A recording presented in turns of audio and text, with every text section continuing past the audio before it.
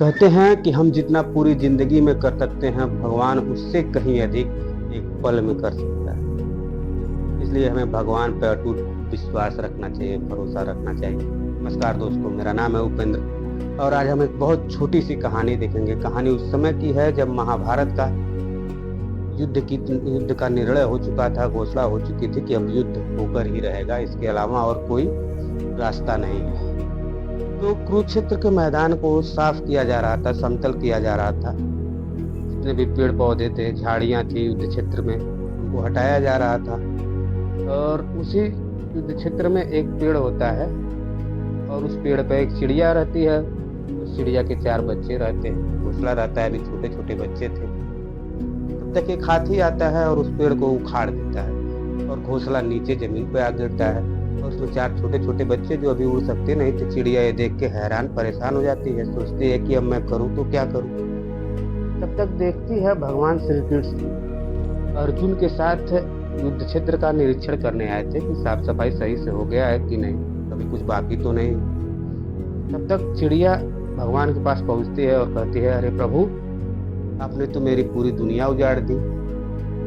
मेरे छोटे छोटे बच्चे थे, वो हाथी पेड़ उखाड़ दिया और वो बच्चे नीचे गिर गए हैं और अभी वो उड़ नहीं सकते, मैं क्या करूं। भगवान कहते हैं, अरे पगली, यहाँ इतना बड़ा काम होने जा रहा है, महाभारत का युद्ध होने जा रहा है और तू इस छोटी सी बात को लेकर के पड़ी है। मैं तेरा इसमें कुछ नहीं कर सकता, ये तो नियति है, इसके नसीब में जो रहेगा वो मिलेगा। बच्चों को अगर जिंदा रहना होगा तो जिंदा रहेंगे। चिड़िया बड़ी परेशान हो जाती है, कहती है, अच्छा प्रभु, बस मुझे आप इतना बताइए, क्या मैं आप पे भरोसा कर सकती हूँ। प्रभु हामी भरते हैं, कहते हैं, हाँ ठीक है, जाओ। चिड़िया उड़ के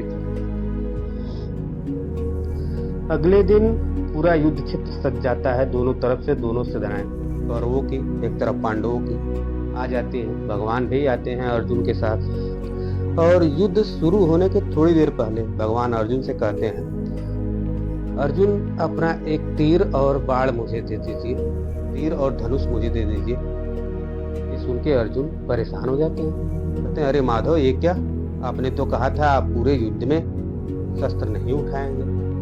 कहते हैं, अर्जुन, वो देख रहे हैं ना जो हाथी दिखाई दे रहा है, कल इसने ही उस पेड़ को उखाड़ा था जिस पे चिड़िया के बच्चे थे। अर्जुन बात समझ जाते हैं और अपना धनुष और तीर दे देते हैं।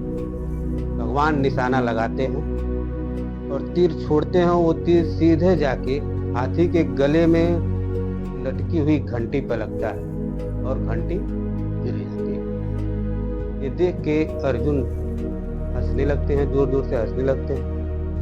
कहते हैं, अरे प्रभु, आप मुझे बताए होते, मैं एक पल में ही इस हाथी को नष्ट कर देता, खत्म कर देता, इसकी जीवन लीला समाप्त कर देता। भगवान कहते हैं, बस अर्जुन, हो गया, इतना ही होना था, चलिए आप आगे देखिए, युद्ध करिए। और युद्ध होता है, 18 दिनों तक भयंकर युद्ध होता है, तमाम लाशें गिरती हैं, पूरा कुरुक्षेत्र का मैदान रक्त रंजित हो जाता है और अंततः पांडवों की जीत होती है और कौरवों की हार होती है। एक बार फिर उस युद्ध क्षेत्र का सफाई हो रहा होता है। युद्ध के बाद जो लाशें हैं उनको हटा दिया जाए, जितने भी सामान बिखरे पड़े हैं सब हटा दिया जाए, रक्तोक्त साफ कर दिया जाए। एक बार फिर भगवान अर्जुन के साथ आते हैं, साफ सफाई अच्छे से हो रही है कि नहीं देखते हैं। और वो घंटी जो हाथी के गले से गिरी थी वो अब भी वहीं पड़ी होती है। भगवान अर्जुन से कहते हैं, अरे पार्थ, जाइए थोड़ा उस घंटी को हटा दीजिए, वहां से रास्ते में पड़ी है। अर्जुन एकदम चकित रह जाते हैं, कहते हैं, मैं इतना बड़ा विजेता, लोगों को मार करके इतना बड़ा विजेता बना हूँ और ये मुझसे साफ सफाई करवा रहे हैं, सफाई करने को कह रहे हैं। फिर अर्जुन सोचते हैं, ठीक है, भगवान है, कुछ भी कर सकते हैं, चलो कर ही देते हैं। जैसे ही अर्जुन घंटी हटाते हैं, उसमें से 4 चिड़िया के छोटे छोटे बच्चे निकल के फुरफुरा कर उड़ जाते हैं। ये देख के अर्जुन की आंखें नम हो जाती हैं। अर्जुन हाथ जोड़ लेते हैं, नतमस्तक हो जाते हैं और समझ जाते हैं कि भगवान ने हाथी को निशाना नहीं बल्कि उसके गले में टंगी घंटी को ही निशाना बना दिया, क्योंकि वो घंटी जहाँ गिरी थी उसके नीचे उस चिड़िया का घोंसला था जिसमें उसके बच्चे छोटे छोटे पल रहे थे और वो घंटी कवच का काम करती है और बच्चे सुरक्षित रहते हैं। इसलिए कहते हैं भगवान पर अटूट भरोसा रखना चाहिए, क्योंकि जितना हम पूरी जिंदगी में करते हैं उससे कहीं अधिक भगवान एक पल में कर